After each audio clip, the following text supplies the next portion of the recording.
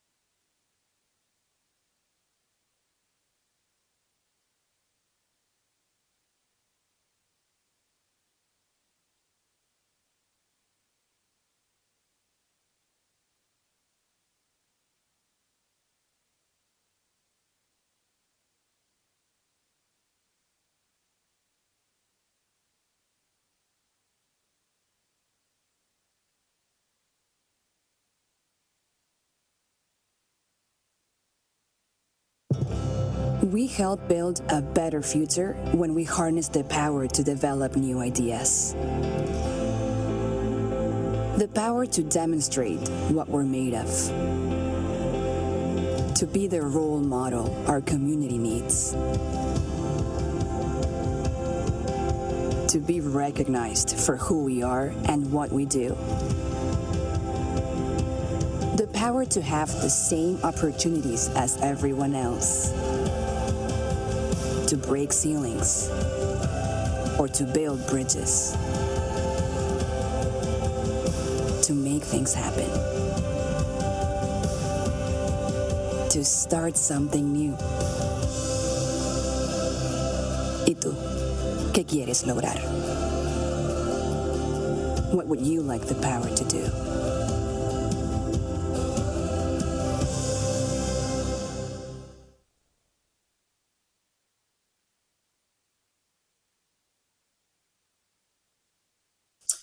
Thank you for joining us today.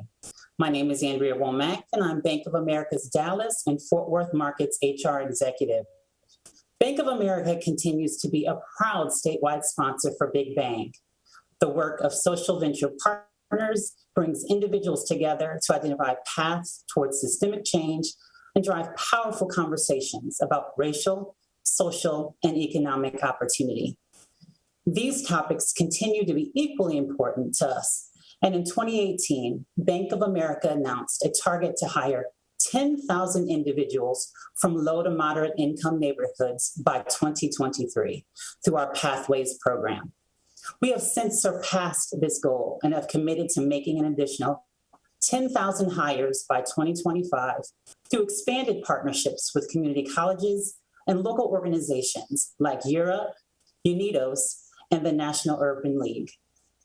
This work furthers the bank's longstanding commitment to creating equal employment opportunities for all by building a strong, diverse talent pipeline. This unifying call to action is why we are here today. Today's discussion will be moderated by Kimberly O'Neill. Kimberly is an award-winning professor and executive leader who previously served as the youngest Black woman appointed as city manager in the U.S. She currently serves as the Chief Executive Officer of Giving Blueprint, a company focused on equitable solutions benefiting historically discriminated communities through social business development, strategic partnerships, policy, advocacy, and education. She also serves as board chair-elect for Social Venture Partners Dallas. Kimberly, thank you so much for joining us today. Thank you so much for the introduction and for the sponsorship. I am truly, truly honored and excited to moderate this discussion with our keynote speaker, Majora Carter, today. Today's discussion is Community as Corporation, talking about talent retention and low status America. And so before we get into, and I'm excited about diving into the Q&A with Majora a little bit later in the session, I just want to share a little bit about her to set the stage and to set the tone for some information that she's going to provide for us. Majora Carter is a MacArthur Fellow and Peabody Award-winning broadcaster responsible for the creation and successful implementation of numerous economic development, technology, green infrastructure projects, policies, and job training and placement systems. Her real estate development and urban revitalization consulting company focuses on talent retention strategies in community and corporate settings. She is currently Senior Program Director for Community Regeneration at Groundswell, a DC-based solar equity organization, leveraging Groundswell's clean energy value chains toward equitable and reparative economic development, and co-produces Ground Truth, Groundswell's media platform to highlight change makers leading projects that can transform the country. Her TED Talk was one of the first 6 chosen to launch TED.com. And she's quoted on the walls of the Smithsonian Museum of African American History and Culture. Nobody should have to move out of their neighborhood to live in a better one, which is also the subtitle of her upcoming book, Reclaiming Your Community, which will be available beginning in February of 2022. She was born and raised and continues to live in the South Bronx. And she is the proud owner of the Boogie Down Grind, a curated cafe experience that celebrates hip hop culture and community roots. Majora, thank you so much for joining SVP and Big Bang this year. I want to turn it over to you to share with me and the rest of our community the information that you have to share so that we can jump into our conversation in just a bit. And I'm looking forward to talking to a fellow New Yorker this morning. So that's why you can say the Boogie Down Grind so beautifully, because I'm like, I love it. So thank you so much for that. And also an honor to share the screen with you too as well. So thank you again, everyone, for having me here. I'm Majora Carter, and I'm really excited about the potential of showing you why this talk is called Community as Corporation. Because, if you think about it, just think about the fact that when companies hire people, they're, the person that's doing the hirings doesn't pour, work into those individuals, give them training, pay them well, give them benefits, all that stuff, just so they can go and work for somebody else. But that actually does happen in American low status communities every single day. We expect, the talented ones that are born in those communities to, measure success by how far they get away from them. And so what we're trying to do here is reimagine what it would look like if we actually looked at American low status communities. And by low status, I simply means the communities where inequality is simply assumed, both inside and outside of those communities. And I'll share a little bit more of that now. So hold on. So I come from the kind of place, it's called the South Bronx in New York City. Years of financial disinvestment made us sort of like the poster child for urban blight. And so we used to be a walk to work community back when my dad grew up or moved up here from down south back in the late 40s. And then all that light manufacturing left because of financial disinvestment. A lot of noxious waste facilities and power plants and things like that came to take its place, which had an impact, of course, on the public health, but also on just the economic climate in the community as well. Not great job generators, but also had a very large impact on the public health of the community. And so in a place like that, one would assume that there's nothing really good grows there, but that nothing could be further from the truth. Many talented people come from our community. There are entrepreneurs, they're doctors, they're lawyers, they're healthcare workers. They do all sorts of wonderful things. For example, the woman on the left-hand side of the screen in the Cozy with My Rosé T-shirt is a woman who started actually, we didn't have a bookstore in the South Bronx for 5 years until she started it. And she called it the Lit Bar, and because it's a combination bookstore, wine bar. So lit for literature, lit for tipsy, you get it. And then there's, people also come because we are this cultural hotspot, which is, so that's Marcus Samuelson, for those of you that are foodies and into celebrity chefs. He came to visit us as well. The young man in the bottom picture is Christian Navarro, especially for those of you with teenagers. 13 Reasons Why was sort of like his breakthrough role on Netflix, but he's still working all over the place. He grew up literally right around the corner from here. His family's still here.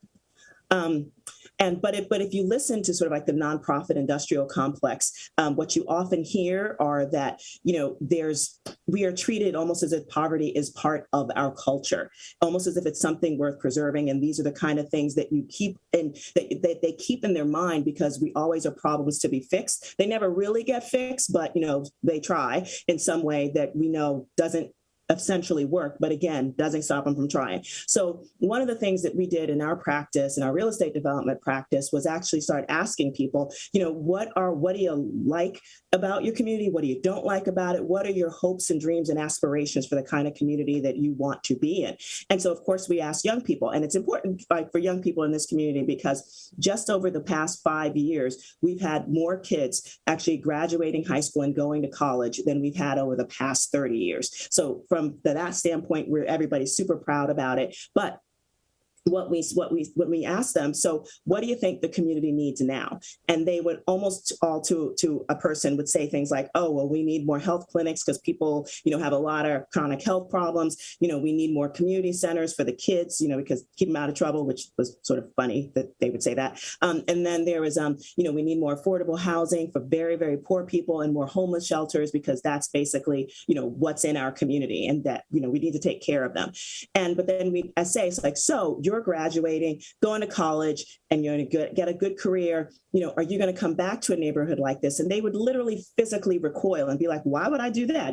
I know I'm going to get a college education and I'm going to do this. And so why would I come back here? To them, they internalized that our communities had, like, part of the culture of the community was this poverty, that just all the markers of it, that they didn't want anything to do with their lives. They didn't want it attached to them.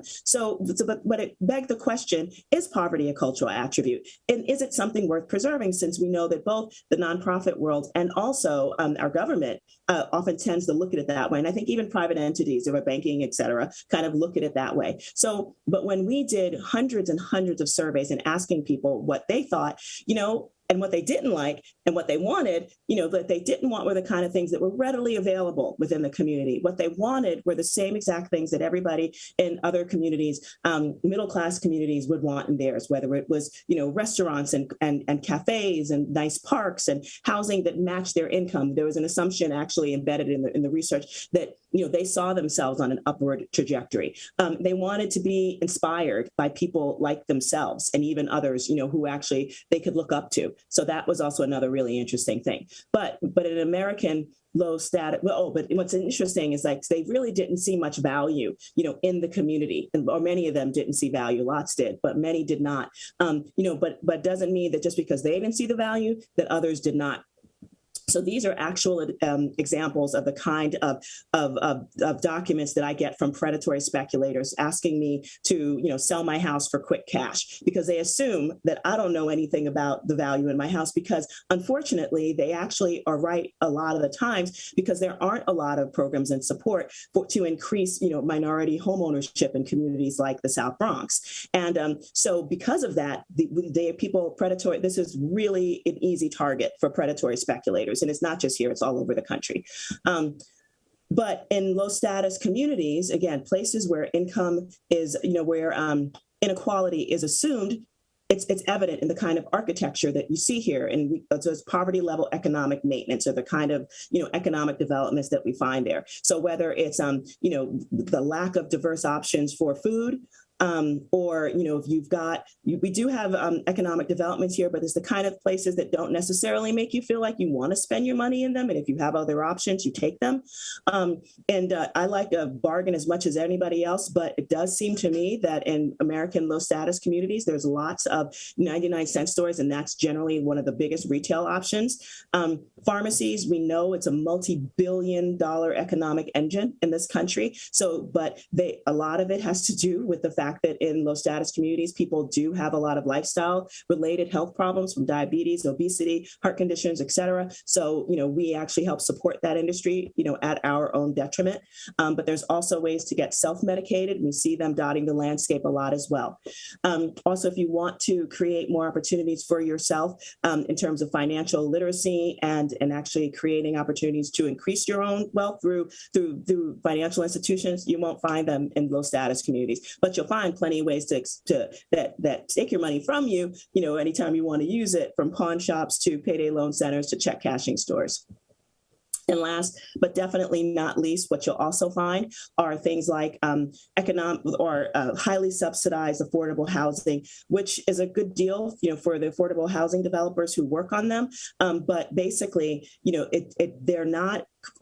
These combined with all the other kind of poverty level economic maintenance pieces that I told you about before, combine in such a way so that they actually concentrate poverty and all of everything associated with it, from lower health outcomes, lower educational attainment, higher rates of people being involved in the justice system, and most importantly, I think, a lack of hope. Because again, that makes it easy for people to measure success by how far they get away from their community, because there always is a wealth of programs, for the artistic and the intellectually and the athletically gifted, but again, separating people from our own community. So our approach to real estate development is we lead with a talent retention strategy.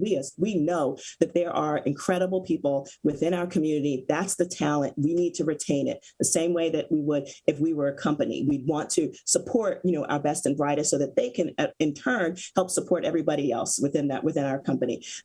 So within that, we need to have a beautiful, high quality built environment that makes people feel like they've got something worth coming outside for. And commercially viable third spaces, because people do like to be seen in places that mean something to them and that are nice to be in. And they like the idea of having places like that. So it's not just a community center. I've always been super annoyed with the fact that, developments in low status communities always come with like a community center, even though most people don't go there. But that's sort of like the nomenclature of a lot of developers, where it's just like, that's all we deserve. And I think there's been a lot of support to push that agenda. We want quality housing in a range of incomes. Nobody wants poverty or to believe that poverty is a part of our DNA. So it's not a cultural attribute, because we want to feel good about where we're born and raised. So one of my first projects about doing that was literally the city and state wanted to continue to use our community as another site for a very large waste facility. And by that time, we'd already handled 40% of the city's waste. And so we were like, maybe no. So, but we really had to sort of engage in a way to show that our community could be used for something other than waste. And so this was on our waterfront in particular. So this was a piece of our community that literally dead ended at the Bronx River. And so we applied for and got a very small seed grant that allowed us to do a little bit of work on the waterfront. Mostly it played for, lunch for volunteers, some community and art projects that we needed to kind of get it flowing.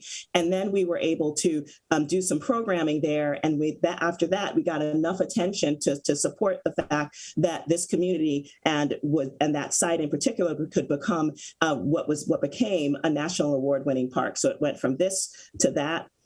This is our beta version. And now this is it. It's the Hunts Point Riverside Park, which is one, again, national award winning. And it became this like incredible spot, in the river, in our community. It was the first waterfront park the South Bronx had in more than 60 years. And, and again, it's an active, pivotal part of our community. And it's become that kind of place because we did it. And so I was actually married there back in 2006. Oh yeah, 15 years. And, and it's become this really wonderful place that everybody, seems to love. And again, that's our national award for excellence in urban design.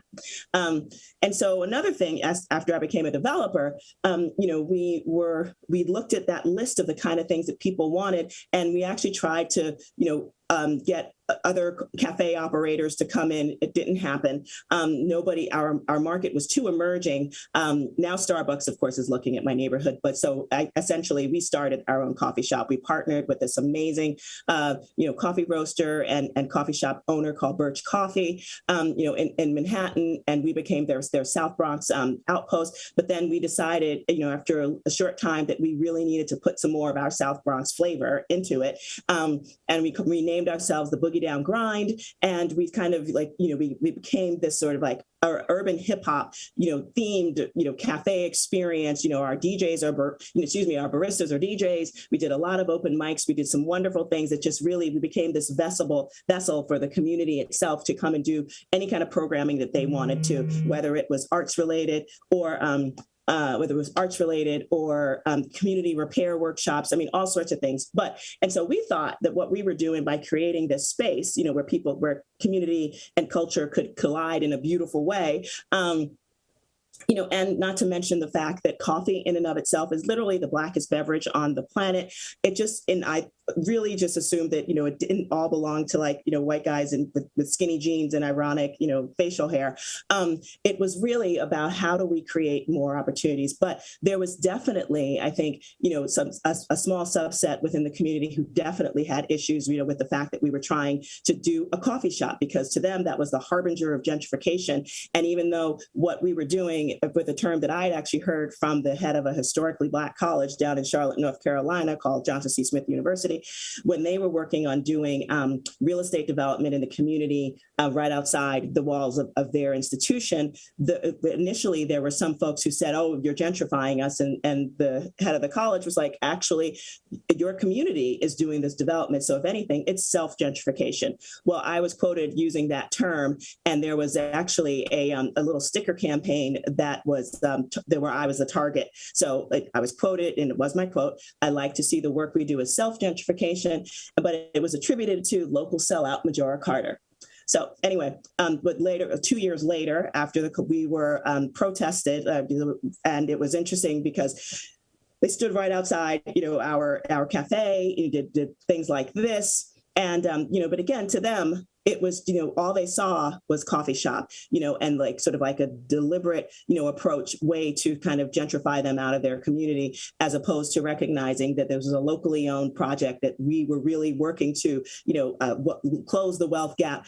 For example, literally the day we were protested was so ironic. We actually had about 40 people inside our cafe who had showed up for a workshop specifically around how to apply for 0% interest loans for local homeowners and small business owners. Yes, they absolutely do exist. I know it's Bank of America, it's not y'all, but you could think about it. Anyway, and this woman is actually one of the first folks. Her name is Sulma Arzu Brown, a Honduran immigrant. Her husband's Jamaican, and they were some of the first investors in the Boogie Down Grind Cafe. This is another really interesting project that we're working on. We acquired a former rail station designed by one of America's most noted first architects, actually, Cass Gilbert, same one that did the Woolworth building, when the owner of the ground lease, it had been cut up into like a little mini strip mall. When the owner died, Amtrak, who owned the property, actually evicted all the tenants. We were able to acquire it.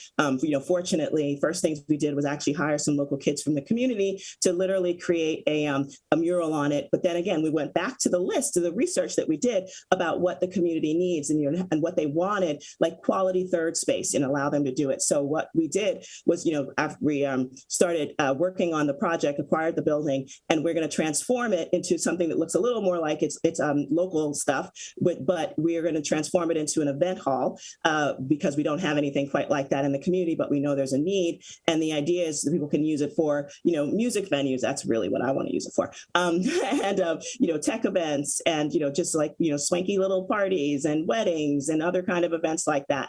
And we're also going to be hosting, an opportunity for local real estate investment through a crowdfunding plan, local crowdfunding investment platform as well, again. So that's exciting. And definitely last but not least, this is a former jail that juvenile detention facility that was literally in my community around the corner from the house I grew up in, 5 acres of land when it finally was dissolved because it was a horrible place that broke more children than it helped. We said to the city that site should be used as a catalyst for mixed income housing, mixed use commercial development, light manufacturing, things of that nature, and really create more opportunities for public space, commercial and retail opportunities, the kind of things that shows like a healthy ecosystem, that could provide the kind of social, environmental, and economic transformation for the community. But what we know now about communities like this is that, or rather, in particular, land uses kind of like this, is that, they're all over post-industrial, American in cities around the country, where one part where the industrial area and the residential area kind of converge in the middle. But basically in our community, what we know, and nothing really happens right there, because like, for example, one side was a jail, the other side was a bunch of empty lots, an engine rebuilding shop, an illegal truck, an illegal like chop shop for cars. But what we knew, literally that this area, because it was sort of lonely, it was used as a place for truckers to go pick up a prostitute. But imagine if you change the ground plane and, create the kind of developments there where there's 24-hour access, to the light industry that's there, to residential, to school, to commercial properties, you change everything. And our goal with this was to raise the bar for the type of development that happened in communities like the South Bronx. And so we put together this amazing team. We had more women and minority-owned developers, in an equity project. It wasn't just like, white men did the projects and then they hired like people of color and white women as subs. It was like all of us had an equity stake going forward. And the idea was to do this thing, 1,200 units of mixed income housing, including 100 units of low income home ownership by Habitat for Humanity, New York City, about 200,000 square feet of commercial, light industrial, cultural space that would have created about 800 jobs. And we were so excited about doing this project. But again, the city, in their usual way of doing things, decided to give it to 2 all-white male developers, and it was basically just a low-income housing project with no commercial or economic possibilities for job creation. Fortunately, several years later, they did add an light industrial component, but it was still one of those like horrible things that made me just go, Lordy, Miss Claudia. But anyway, I'm sure, hopefully by now you understand the impatience that we felt, for this, and how, going from the kind of financial disinvestment that led to literally the burning of my community through landlords torching their buildings into, the present day of the kind of things that have changed. We do want to show that you don't have to move out of your neighborhood to live in a better one, through this kind of work. And oh yes, and this is a really kind of fun thing. So this is a friend of mine who's this amazing artist in the community found that I was writing a book. She made this lovely piece of me, more or less. And my book is actually available for pre-order right now, but it will be out in print in February of 2022. And this is it. Although, yes, I'm very excited about all that. But thank you so much. And I'm looking forward to having the conversation. Majora, I feel like you were talking to me, like literally talking directly to me, because I am the kid that went away, for college had all of these opportunities, came home and quite honestly wanted to stay home, and was limited in my opportunities financially because of rules around being a civil servant in New York and the limitations. I remember, regardless of where I went in government, my maximum increase could be 8%. Wow. For each time. And when I left New York, I left like weeks into before graduating with my second master's because I was getting a $20,000 increase to move. And so without having to negotiate that, they just offered it. And so I do think that there's something to be said about how do we retain talent in our communities, because there's no shortage of talent. And I wanted to start there in terms of our conversation. There's no shortage of talent in our communities. It's how we choose to retain that talent. And I love the way that you phrase that. So how do we, from your experiences, how do we retain talent, whether or not it's the students that go away to school, the students that may not go away to school, maybe go away to the service and come back home. But when we come back home, what we're faced with are the things that the reasons why, quite honestly, our parents wanted us to get away in the first place. Exactly. So really we have to respond to that. And first of all, I don't blame anybody who comes from a community like mine, and I don't care if it's a tribal community or a white community that was like former, boomtown, back in the day, like we all experience that as low status communities because that's the way they're treated. And so what we have to do is literally create the infrastructure that we know those same exact people, and many of the people in our community actually leave our communities to experience. So they are the cafes, they are the clubs, they are the bars, they are the bookstores, the kind of things that people don't think that we want. Like, for example, back when before we started our cafe, the first thing we did was actually acquire some cheap leases, because I did have some relations with some landowners, and it was like, work with me, and they did. And so our goal was to find a coffee shop, or someone who wanted to do one. And I did. I put it out to Starbucks, and I was just like, come here, because they had their little thing on their website, and they were like, no, it's too emerging a market. And I was just like, and then you look at Starbucks, and I'm like, okay, first of all, who works there? Lots of folks from communities like mine. Who goes there? Lots of folks from communities like mine. So you're saying that we don't drink coffee? Like, seriously? But to them, I don't know. It's just, I think they were sort of like responding to the zeitgeist that our communities don't really have any value until they quote unquote change. And so I am mad at them, but they are responding to an absolute, idea that has been perpetuated for decades about American low status communities. They just are. So I find that to be really curious and sad. And that's why, we've decided on our own to take another approach. You know what, Majora, I think this is an interesting time to bring up. I don't really think many local governments understand when we don't and communities, when we don't advocate for commercial development within our own communities and our own cities, and people travel out, that we're also impacting our bottom line when it comes to our tax base. We are sending sales tax dollars outside of the area. And it's one of the things that when I was city manager that I had to pay attention to, because we were working with a developer who had a 245 mixed acre use development. And I remember the conversations about big box stores, big department stores. And I remember for the first time in my life hearing about Class A, Class B, Class C, and I didn't know what that meant. But what it meant was, although we would get this big name store in the city, we would negotiate that. It was also important to discuss the class of that store, because certain items would not be in that store. So you would still have residents traveling out, right? Which would still impact that at the end of the day. And so how important is it? You mentioned your surveys, talking to the community, talking to the children, which I think is really, really big. And I made note of that. But when all else fails, we do default, give the community a community center, and they're going to be really helpful. That's going to be helpful, not realizing all that it takes to run a community center. And then what can you do in a community center? We all don't go there. But how important is it from the first day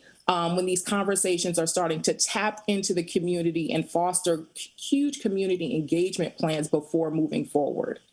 Yeah, I've never met anyone who wanted to move out of a neighborhood like a low status community to move to a better one because there were more community centers there. I've never, says no one ever. So, but the most important thing I think is an assumption, or not it's not an assumption, but just an acknowledgement that there's already talent in those communities, and it's our job to seek it out. Like the way that I made it my job as a developer was, I built it, with an understanding that it was there, but we had to build the infrastructure. That's why building a cafe, which is a place that's neither work, a third space, neither work nor home, that allows people to kind of see each other. And I can't even, I can give you some examples of like the kind of interactions and experiences that have developed into jobs for people, into businesses developed. Actually, we have one baby that was born as a result of people meeting at the cafe. So stuff that we know of at this point. And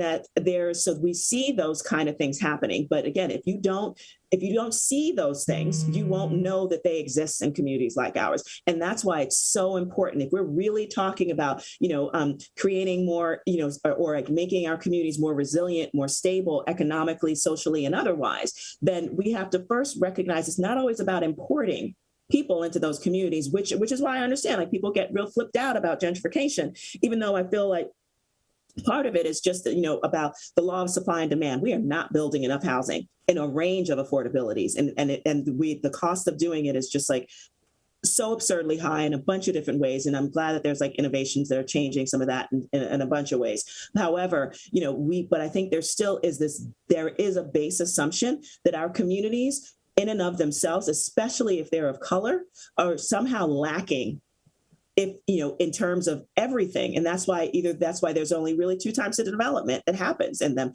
the kind that assumes that they stay poor, and the kind that assumes that will develop into gentrification. And there is something in the middle. There is something in the middle. Economic diversity is something we desperately need, and there's a part of me that's just like, I'm like, why would I want to take, the talents that I was nurtured by this community? Many of us were, but why would we want to take our talents and often go to communities that don't even want us? So can we just acknowledge that as well? I know since we're acknowledging all sorts of stuff, thanks to 2020, some of us do, but let's think about what do we do with that information. But yes, building things that people can see themselves growing into, investing into, or those are the things that we have to do more of. I think that's important to also note, because as a Northerner in the South, if I had a choice, being a Northerner in the South is one of the hardest things to be. When you're trying to help people with change, because oftentimes it's that you don't know the culture, you are not paying attention and respecting the culture. And I think that there's value to that, because I think that's value to anyone that moves in to a community, but things are very different.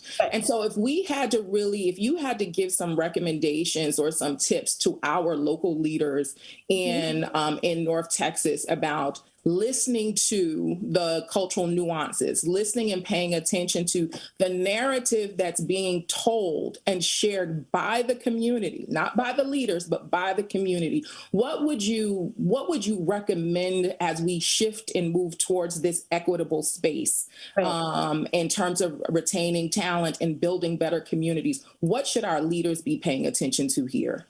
Well, first of all, I do want to acknowledge something that you said, like being a Northerner in the South.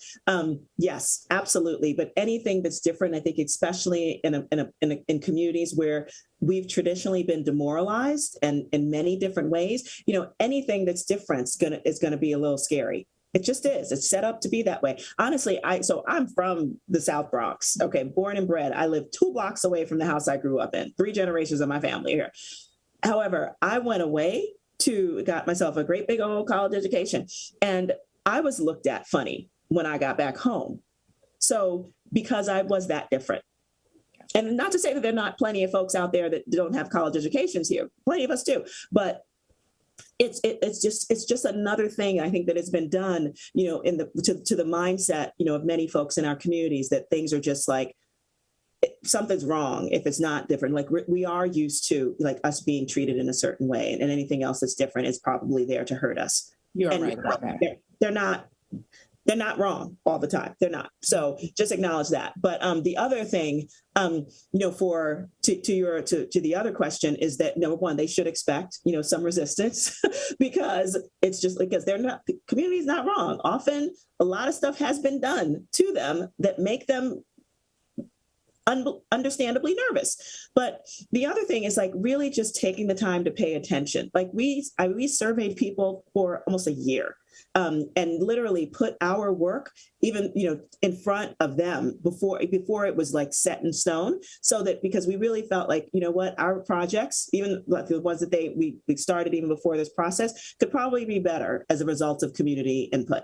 And they see themselves reflected in it. And because of that, there's been better buy-in. I mean, yes, I did show that because I wanted to be real about it, I got protested.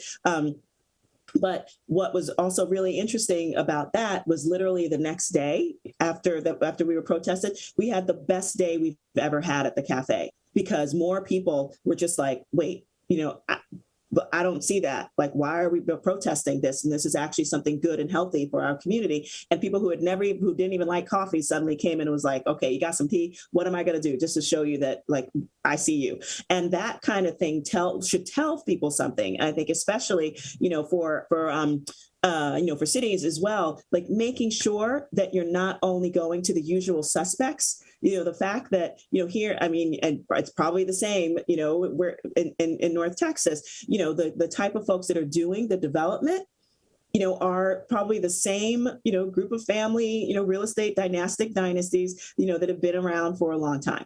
And, and we have to be really mindful, of the fact that that's probably one of the reasons why things look the exact same way and have for a really long time. So respecting and looking for, different voices that can impact the developments that are going to happen.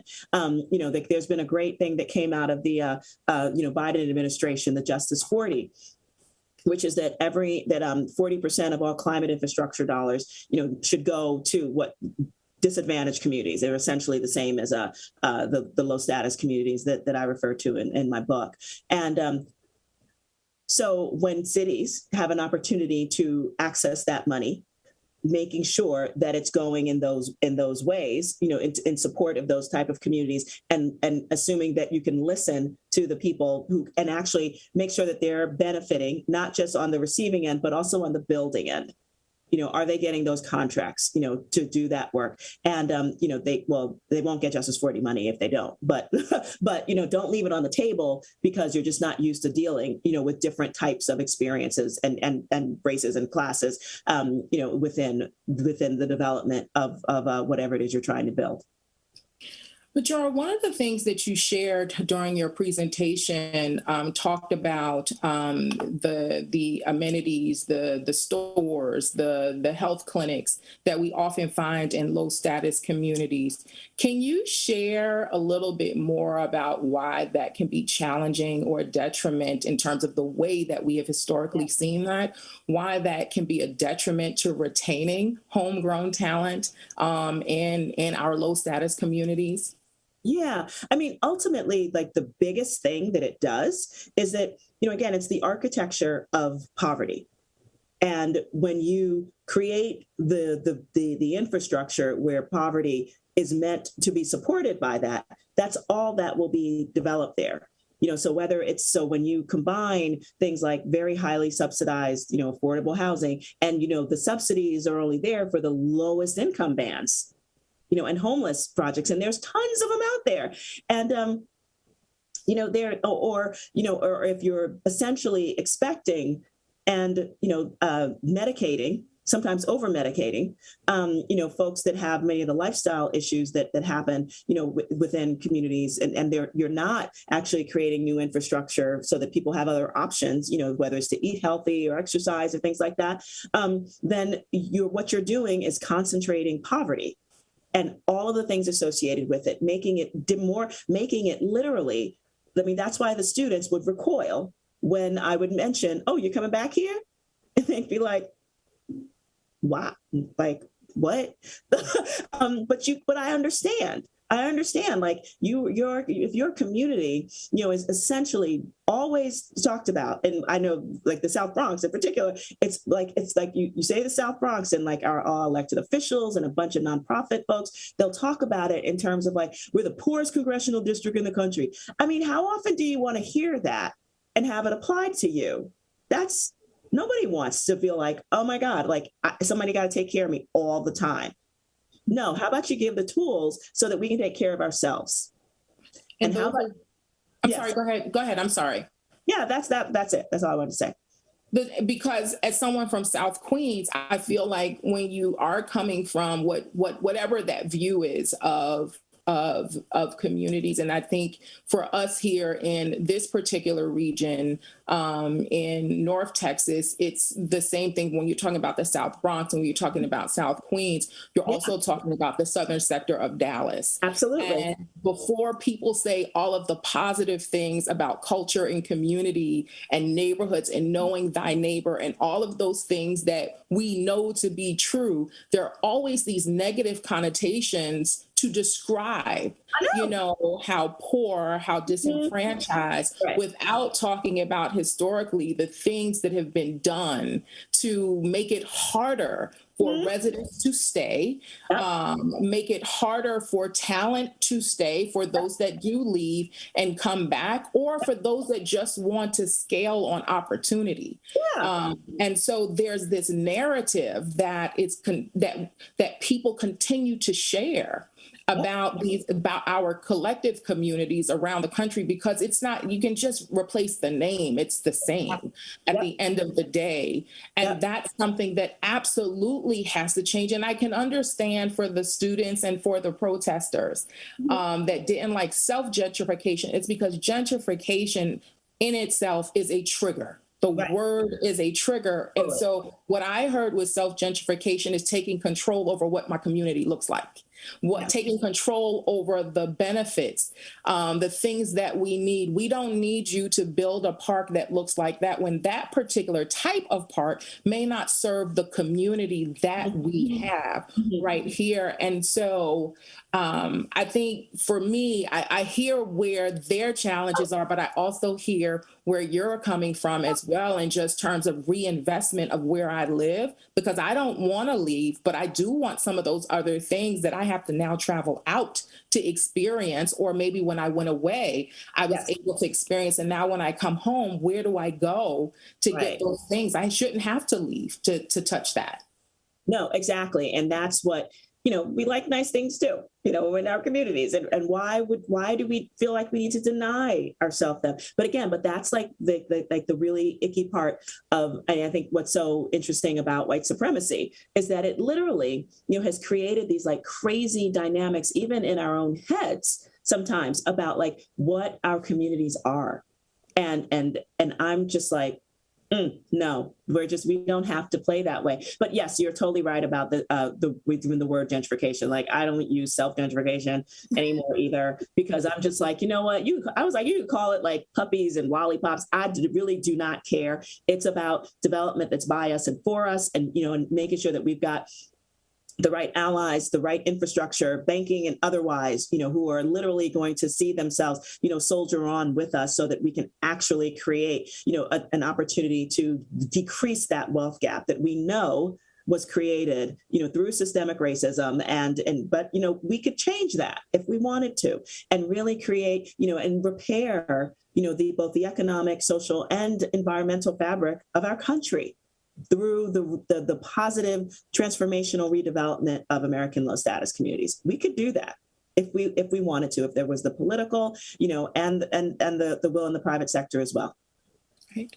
So I know I can honestly talk to you for hours, but I want to make sure that I end on a particular point and then offer a little additional time for you to fill in anything that you think is important for the audience to know. We have a unique opportunity with the Big Bang audience. We are an organization through this conference that attracts corporations, that attracts civic leaders, that attracts community community leaders and as well as our everyday folks. What is it that we should all collectively walk away with based on your strategies to be able to move our communities forward to benefit our residents here in North Texas? Right. I know it's a little overused, the line, and maybe Margaret Reed actually never even said it, but we're the ones we've been waiting for. There is enough talent, within low status communities that is there already. Does it need some support? Does it need an opportunity or do we need to actually acknowledge, that there have been very particular ways, in this crazy American institution that we're in, that has literally made it difficult for folks to actually have an impact on their own community? Is it a possibility for that to change? Yes. And so directly, for this particular audience, and Big Bang sounds like an amazing conference. If you're all in it, if you're all there, be all in it together and recognize like some of the harm that's been done, to communities that, through no fault of their own. And I've recognized that through the right infusion of capital and support and other types of resources, in particular, the fact that there's an understanding that, you can do this too. Like, let's stop making like different types of programs for like low status communities. It's like, no, the pursuit of the American dream is pretty much the same for people of all colors. Okay. You don't have to make up something new. It's like access to capital, property, opportunity. Anybody can do it. Make it happen. You can. Perfect. Majora, thank you. It was great connecting with a New Yorker today. Yes, and learning more about your work. That's really important to me as well. And it for me, as I still struggle with not being in New York at times, this helps me to process some information as well. To our audience, I want to thank you all for chiming in and sitting in on our session today. As a reminder, Majora's book is available for pre-order now, available in print beginning in February of 2022. And the book is Reclaiming Your Community. For those of you, on behalf of SVP Dallas, I am board chair elect. I want to thank you all for supporting Big Bang Texas, and I wish you all an amazing start to this great week. For those of you that will be joining us in person later in the week, I hope to be able to meet you as well. And for those of you that are continuing with us today, make sure you jump on for our next event session at 12 o'clock, Advancing Economic Stability Through Digital Inclusion. And we thank you for your time again, Majora. We thank you for the information, and thank you honestly for just pouring into us as we begin as a community, as we begin and continue to dig deeper into what equity means across the board to build a better Dallas. So thank you again. Take good care. Bye-bye. You too. Bye-bye.